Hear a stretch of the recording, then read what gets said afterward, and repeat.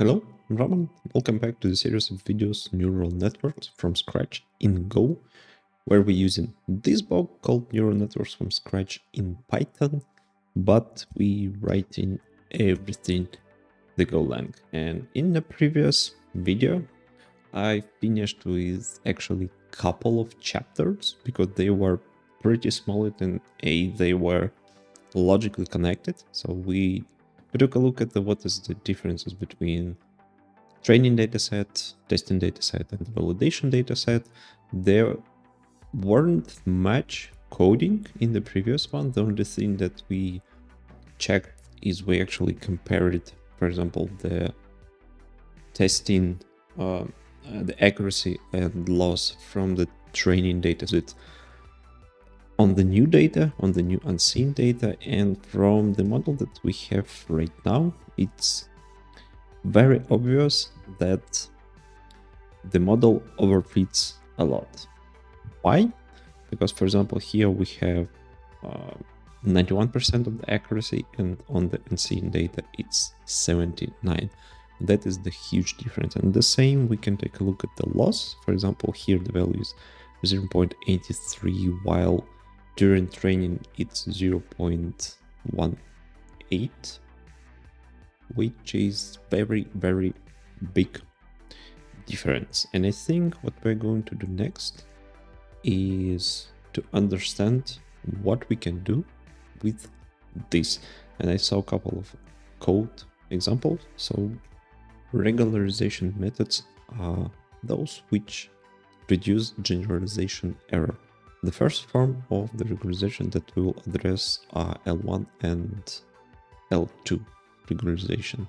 L1 and L2 regularization are used to calculate the number called a penalty added to the lost value to penalize the model for large weights and biases. Large weights might indicate that the neuron is attempting to memorize a data element. Generally, it is believed that it would be better to have many neurons contribute to model's output rather than selected few. Forward pass. L1 regularization's penalty is the sum of all absolute values for weights and biases. This is a linear penalty as the regularization loss returned by this function is directly proportional to the parameter values. L2 regularization's penalty is the sum of the squared weights and biases. This nonlinear approach penalties larger weights and biases more than the smaller ones because of the square function used to calculate the results. I mean, it's just grows faster. In other words, L2 regularization is commonly used as it doesn't affect small parameter values substantially and does not allow the model to grow weights too large by heavily penalizing results in big values. L1 regularization, because of its linear nature, penalties small weights more than L2, causing the model to start being invariant to small inputs and variant only to the bigger ones. That's why L1 regularization is rarely used alone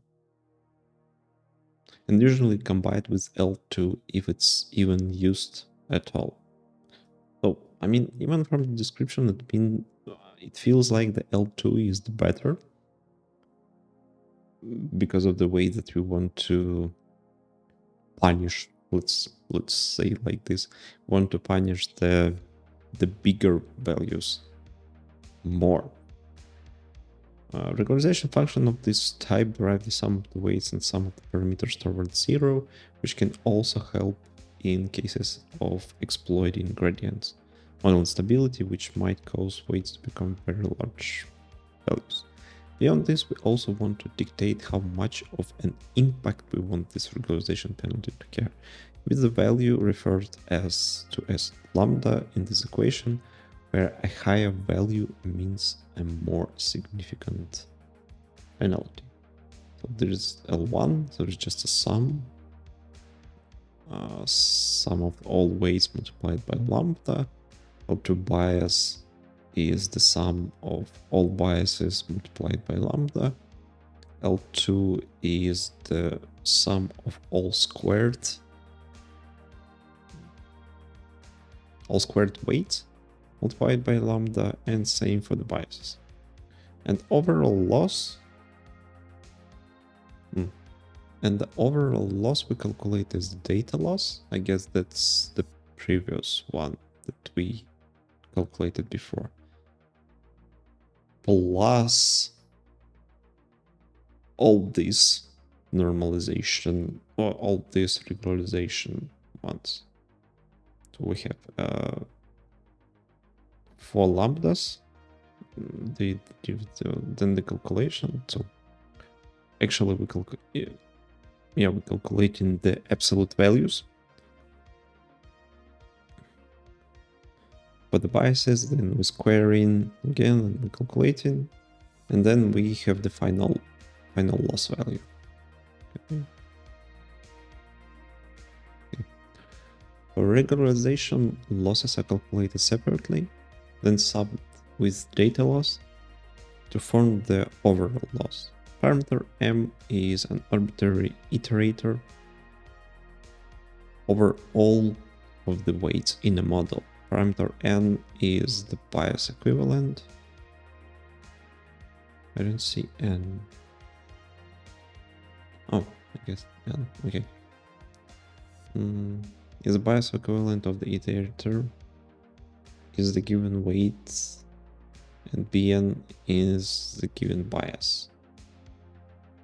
To implement regularization in our neural network, we will start with init method of the dense layers class, which will house the lambda regularization strength hyperparameters, since this can be set separately for every layer. So it's not just we defining it for the whole model, we can define it for every layer. I mean, how I'm supposed to understand at which point, like, what hyperparameter this? Okay, so weight regularizer 0, bias, they all 0 by default. This method sends the lambda hyperparameters. Now we update our loss class to include the additional penalty if we choose to set here. Now we update our loss class to include the additional penalty if we'll implement this code into loss class as it's common for the hidden layers. What's more, the regularization calculation is the same regardless of the type of loss used. It's only a penalty that is summed up with the data loss value, resulting in a final overall loss value. For this reason, we're going to add the new method to a general loss class, which is inherited by all of our specific loss functions, such as our existing loss category center loss. In my case, that's not true, because I don't have a... I think we have only one loss calculation at this point. So, I mean, later I can implement some hierarchy, but I think for now I don't need it because I have the calculation and category cross entropy loss. So I'm not sure why I need to do this here. Okay, we'll add it to each of atomic regularization losses if its corresponding lambda value is greater than 0. To perform this calculation, we read the lambda hyperparameters, weights, and biases from the past in layer object for our general loss class. But then where it's used, then we calculate the regularization loss and add it to our calculated loss in the training loop. Calculate loss, then we have but we're not changing why we're not adding it to the forward methods. We created a new regularization loss variable and added all layers regularization losses to it. This completes the forward pass for regularization, but this also means our overall loss has changed, since part of the calculation can include regularization, which must be accounted for for in the backpropagation of the gradients. Those we will now cover the partial derivatives for both L1 and L2.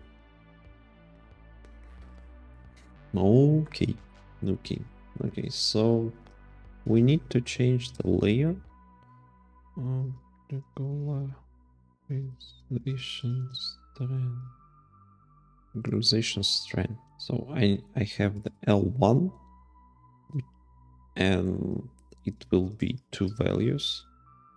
Can I do something like this?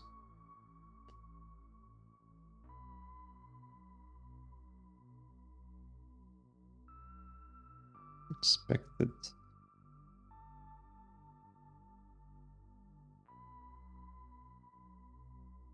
Okay, what if I will do this?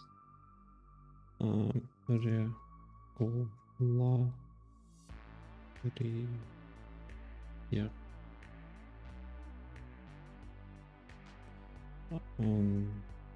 Weights.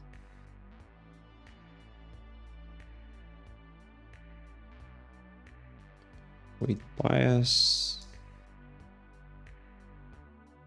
1 regularizer and L2.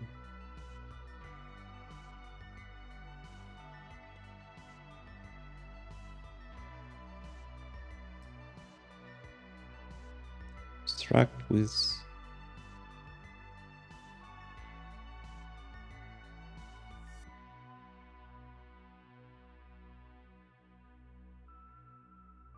okay, and how I can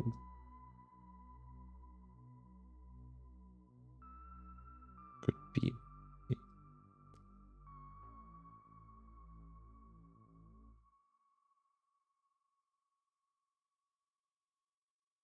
I mean I can do this and one weight what 4 2 and then L2 L1 bias and bias again. No?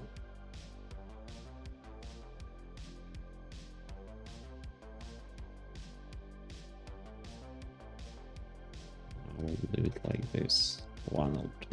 I like it better.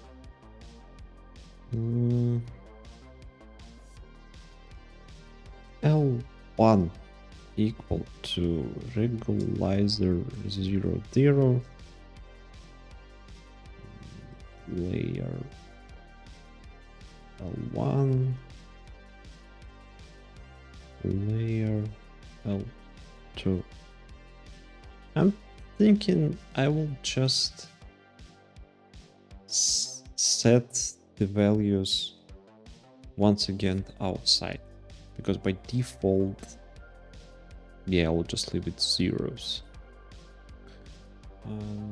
Then what we need to change? We need to change categorical cross-center loss. This one, right? We have calculate, we have forward, we have backward. Okay, it means we need, and it should be public again. Loss category percent loss regularization loss, and it takes layer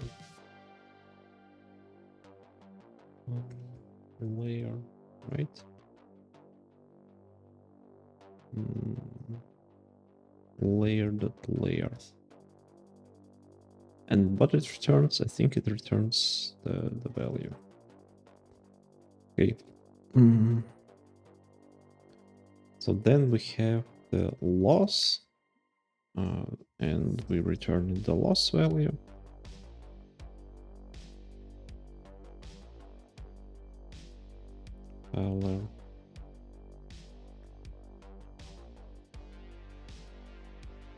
Cannot use why? Right. Okay, Okay. 5 values. No value. Then if layer L1 weight bigger than 0, right, then we calculate in the L1 regularization, which means that I can add layer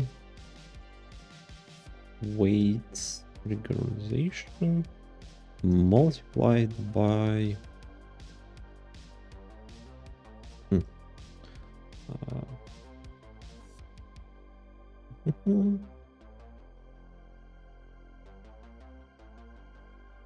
data equals to layer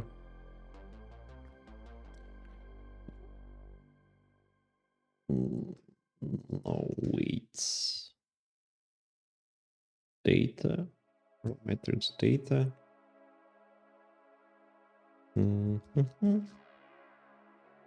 okay val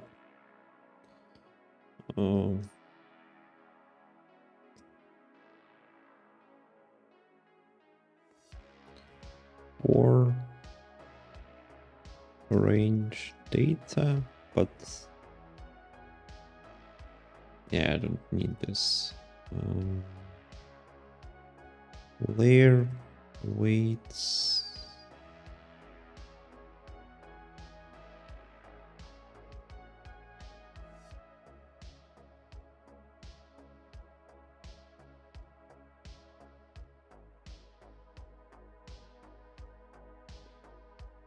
then what we're doing, we temp mass EPS from layer weights data type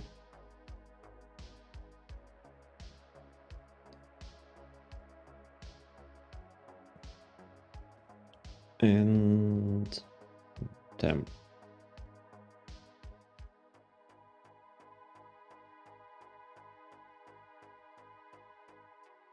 That's it, right? We have the L1 weights, we have weights. Okay, then we have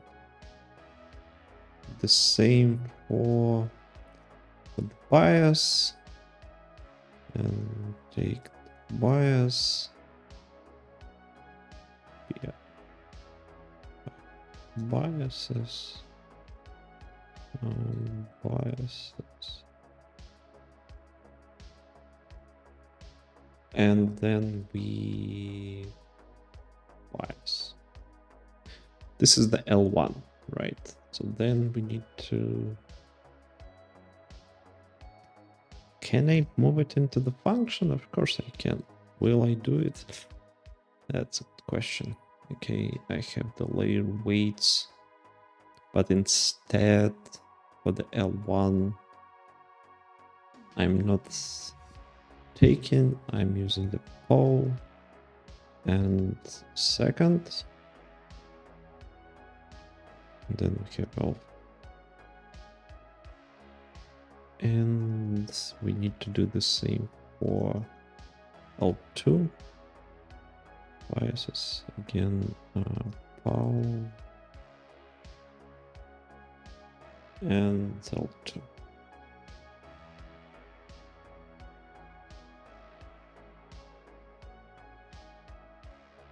And then we add in a sum. Well, I can optimize it in a way that, for example, I have, for example, two iteration over weights and two iteration over biases.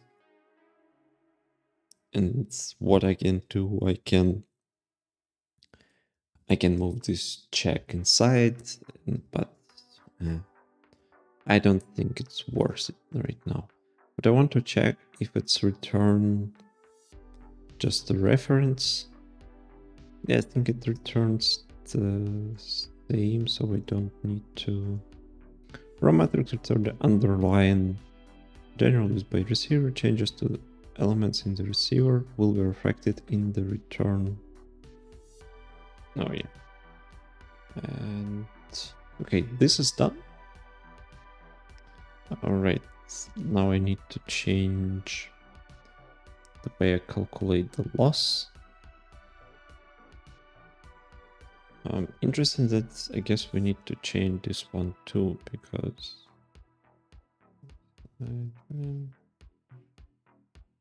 loss value, loss. No, no. Yes, yes. Okay, so we have the data loss. We have this one. I will call it validation data loss. Okay. So we have the data loss, we have the accuracy, then we need to calculate regularization loss, which is loss regularization.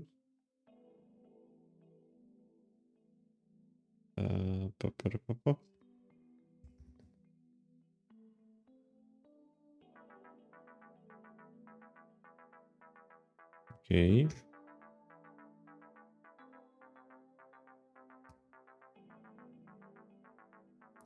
Loss regularization loss that takes,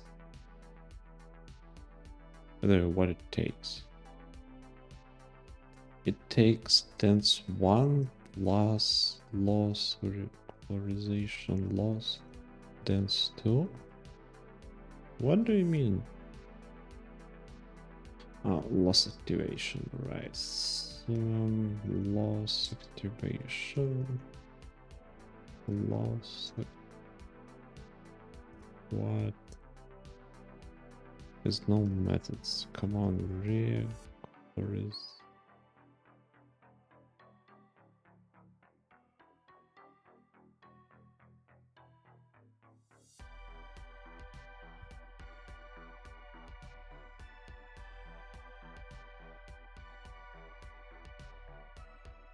No. Where is it? Let me close a couple of things.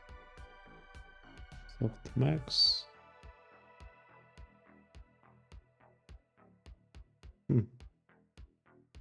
By the way, Softmax. Oh, we have the softmax loss too.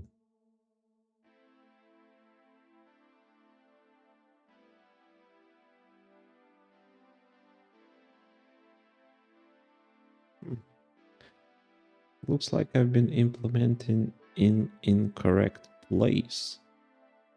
Yeah, I forgot that I actually have two. You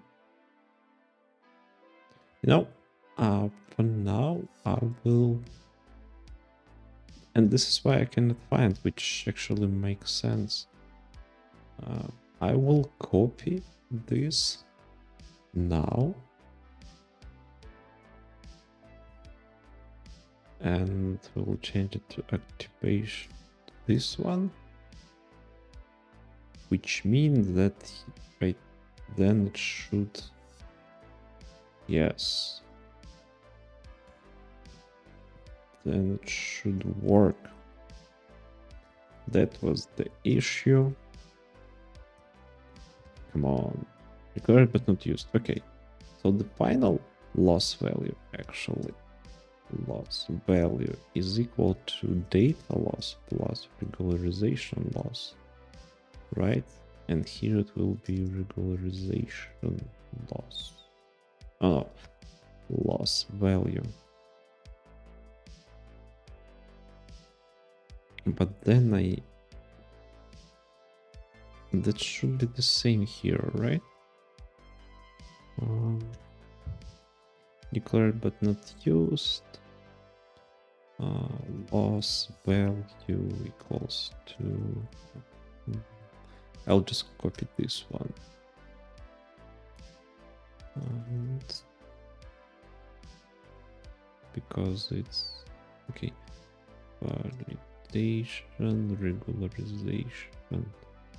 validation data loss plus validation, no, and then we change in this, no loss value,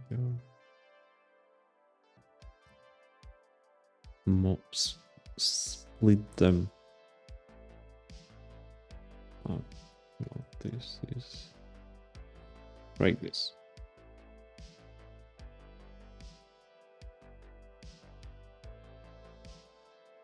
But ideally, yes, ideally I should have something like a generic class. Well, I mean, I'm not sure. I mean, it could be just part of the, well, I mean, at least here it's just a function takes the layer and returns some value. It shouldn't be, it could be a simple function. It's not like it has to be a part of any of the loss implementation, but I will post it to do. Make it generic for all loss functions, or maybe I will move it. Okay, but I mean, I can do this. I can remove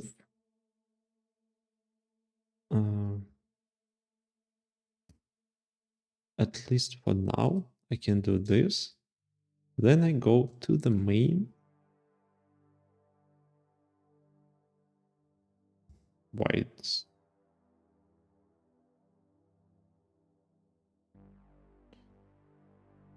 I leave it, yes, I leave it in the loss, and if I go here, I can remove it, then I should have the error in the main, because that should come from the loss package. Loss package instead of the actual loss function, right? But then I need to create a backward method, right? And the backward method should be, wait, I'm just quickly take a look. There is a function. Okay, there is changes in the dense layer.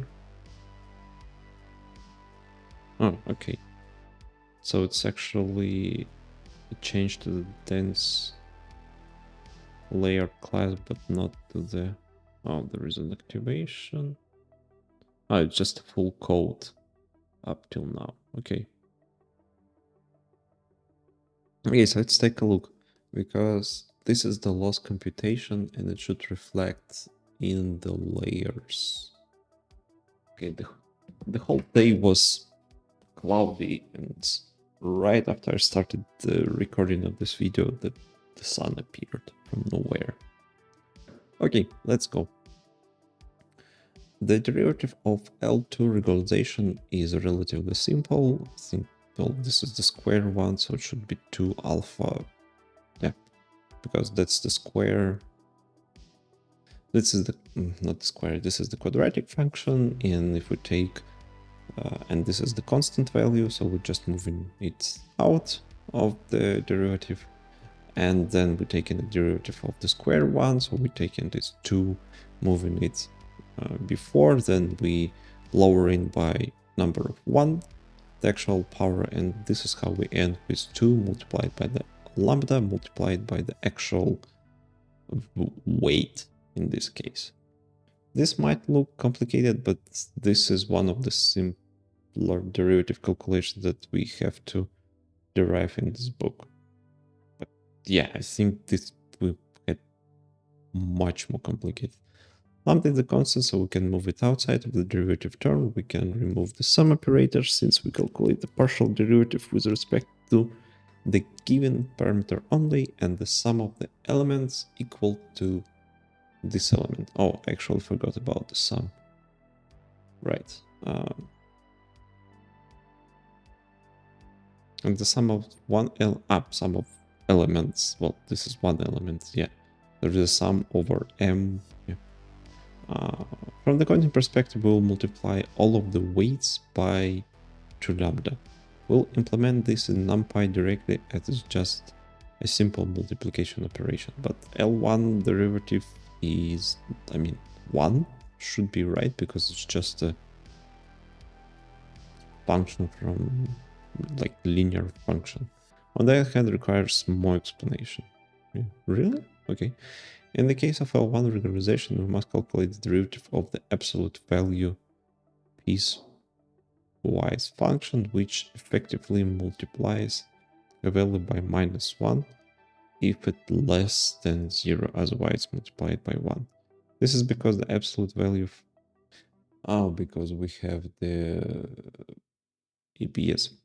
Okay. This is because the absolute value function is linear for positive values, and we know that the linear function derivative is 1. For negative value, it negates the sign of the value to make it positive. In other words, it multiplies by -1. Okay.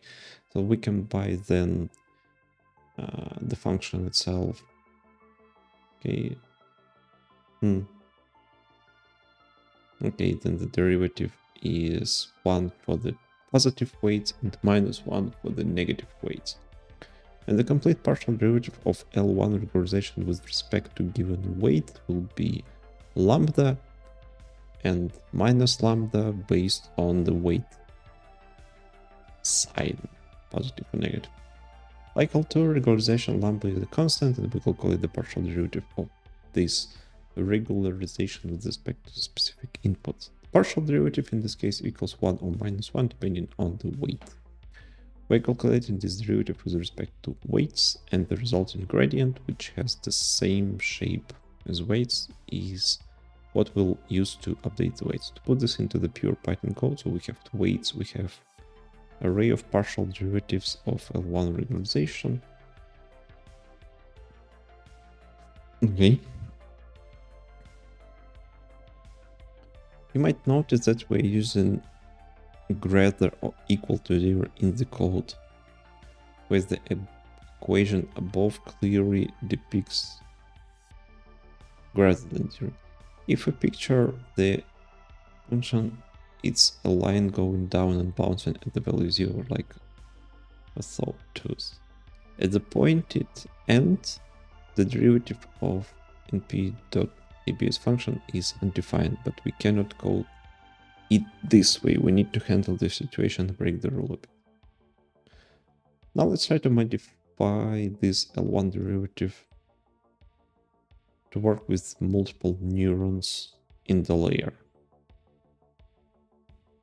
For neuron in weights, array of partial derivatives. For neuron in weights, derivative related to one neuron.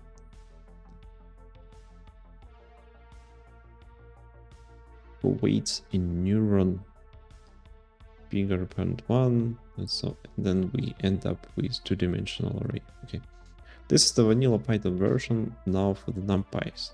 With the numpy, we're going to use conditions and the binary masks. We'll create the gradient as an array filled with values of 1 and shaped like weights using np.onceLike. Next, the condition weights less than 0 returns an array of the same shape as dl1 containing 0 where the condition is false and 1 where it's true. We're using this as binary mask to dly to set values to -1 only where the condition is true. Okay.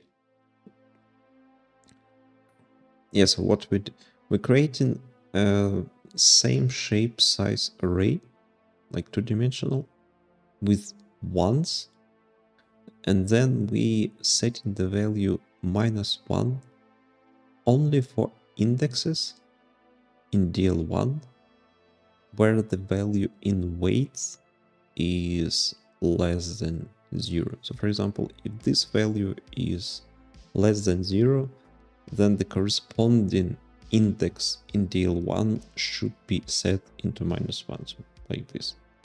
Yeah, so then the next one here is here, this one, this one.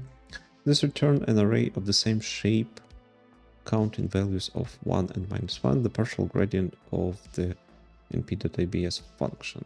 We can now take this and update the backward path method for dense layer object. For L1 regularization, we'll take the code above and multiply it by lambda for weights and perform the same operation for biases. For L2 regularization, as discussed at the beginning of the chapter, all we need to do is to take the weight biases, multiply them by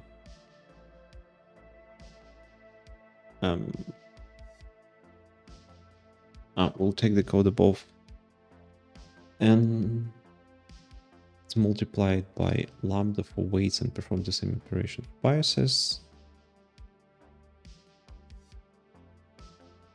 Yeah, so it's actually will be then we need a multiplication for L2 regularization as discussed at the beginning of the chapter. All we need to do is to take the weights and biases, multiply them by 2 lambda, and add that product to the gradient. Okay. With this, we can update our print to include new information, regularization loss, and overall loss. Then we can add weight and bias regularizer parameters when defining a layer. Okay, so into 3 outputs, 2 input feature and 3 output values. No. 2 input features and 64 output values, not 3.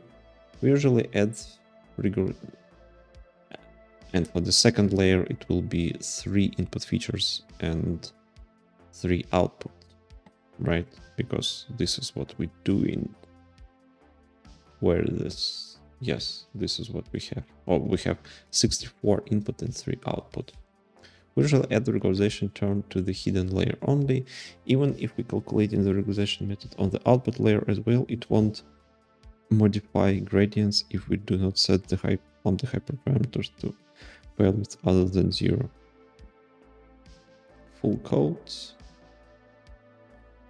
Probably that's the end of the book.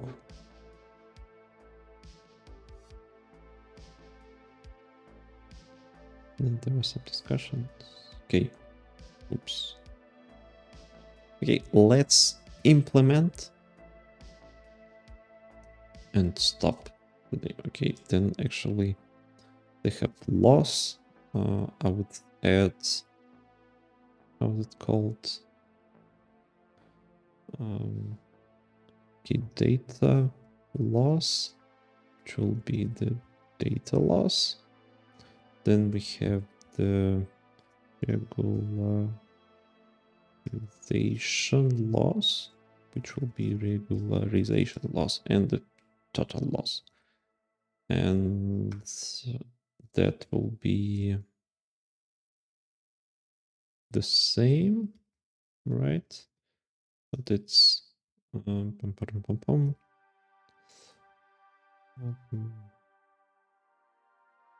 okay, so date validation. So first data loss, validation data loss, then regularization loss, regularization loss, then loss, validation, data loss, validation loss, regularization loss, and the loss. Okay. Is it still working? Okay. Okay, we need to implement layer backward pass, right? Okay. Okay, so we have the gradient on inputs. I'm going to move it in the end. Some refactorings like this.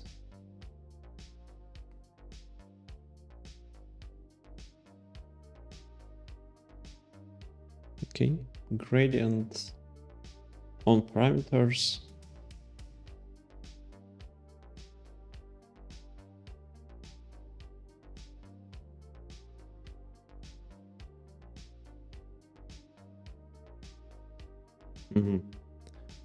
Then we need to calculate gradients on regularization.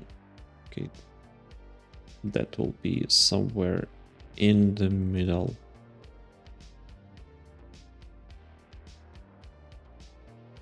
Like this, right? And the first one is L1 on weights. L1 on weights. Then I will have L1 on biases. And then I need to do the same for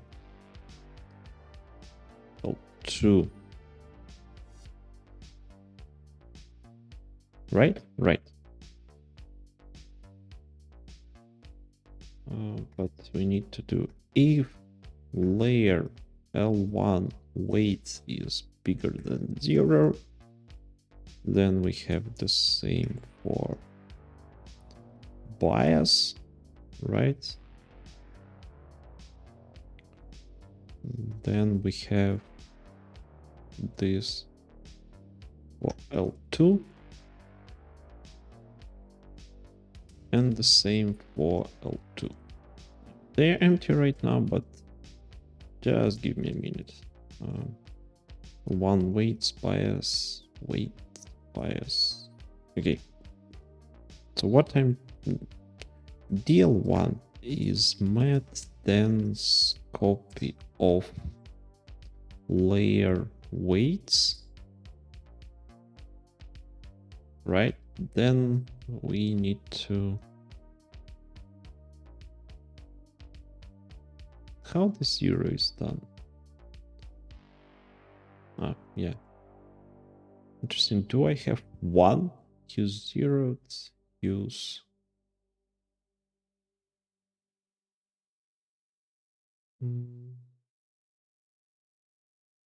okay, so it basically just goes over and sets the value. Okay. We have deal. Oh, but I actually I can do this. I can use apply, right? I can use apply, and here that will be DL1. And the trick is that for the v value, what I can do, I can check if, and I can combine things. Wait, so if b is bigger than 0, then I need to return layer L1 weights, but else I can return -1 multiplied by the layer.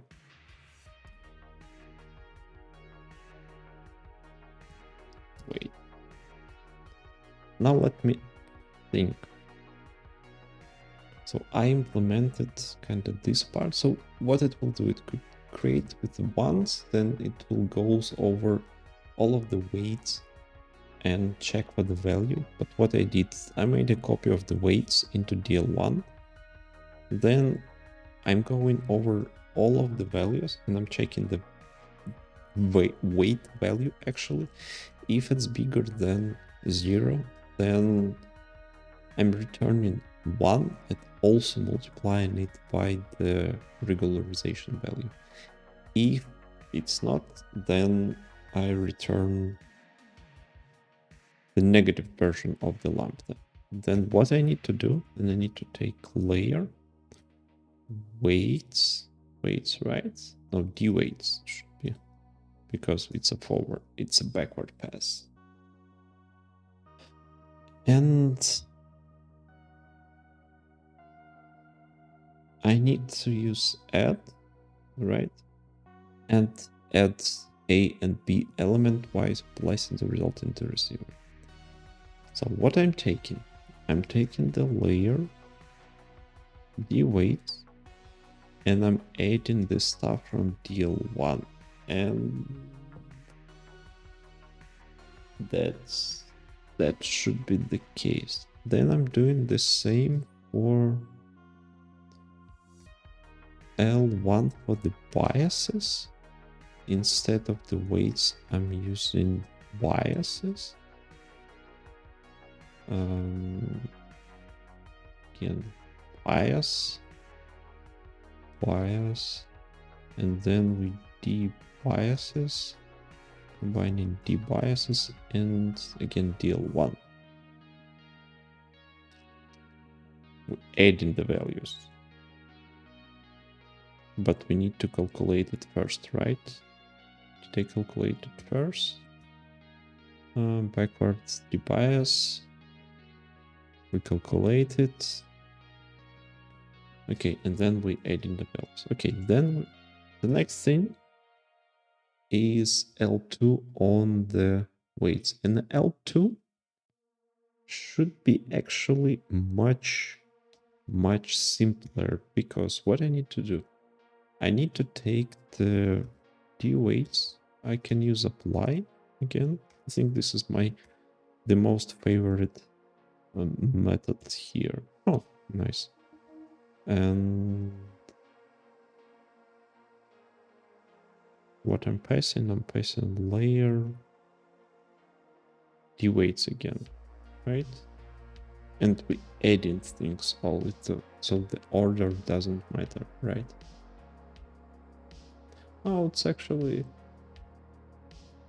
wait.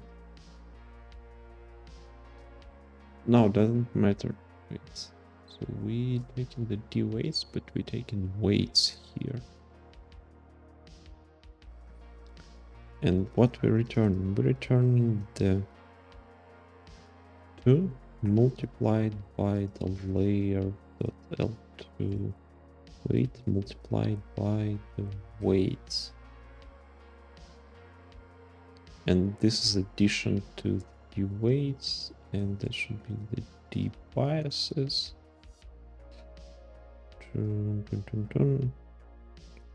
Bias, and we're taking the biases.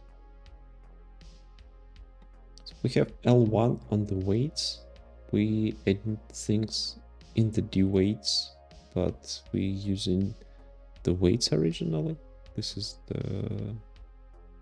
Then we have the L1 on the biases. Yeah, but the order, I mean, I still implemented the L1, adding things, then I'm having L2, D weights, adding things. D weight, okay, the D weights.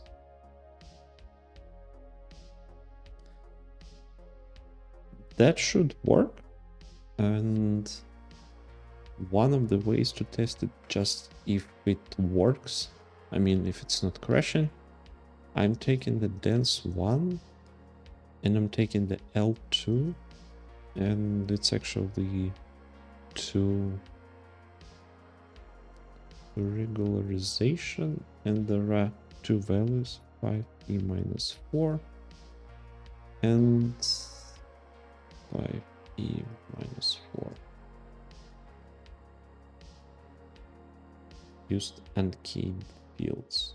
Do you want me to use the keyed fields? Okay. Wait. weights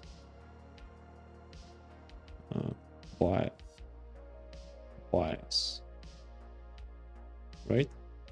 So then the question, I will check if it's, breaks or not. No,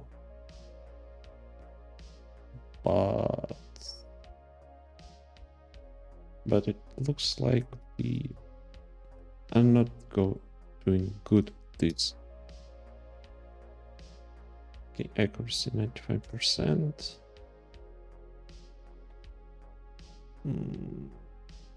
I'm not sure that they implemented it correctly because it kinda doesn't look good.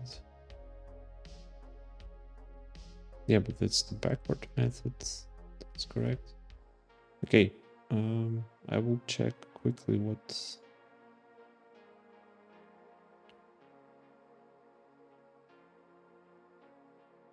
Well, they have high accuracy and not that bad.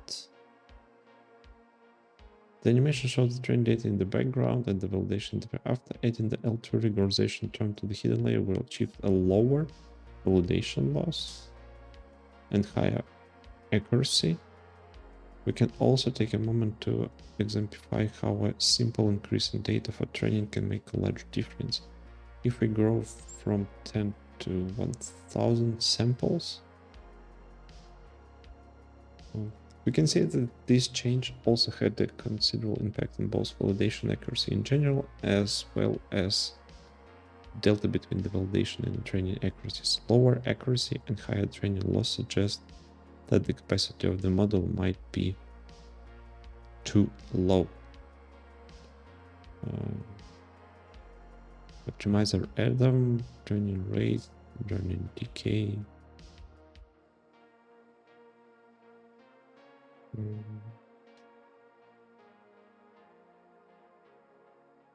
We can take this by increasing the number of the neurons per layer, going with 104. Help with training chemistry, but not that much with the validation accuracy. In this case, we see the accuracies and loss for in-sample and out-of-sample data are almost identical. From here, we could add either more layers or neurons or both. Feel free to tinker with it and try to improve it. Next, we're going to cover another regularization method, dropout. Okay, I don't feel that I implemented it correctly. So I will start the next video from checking once again what's going on, because clearly there is a difference. And I just, in the interesting one, that I just added the L2 and it kind of stopped working in a good way. So I will check it once again tomorrow. So thank you for watching and I see you tomorrow. Bye-bye.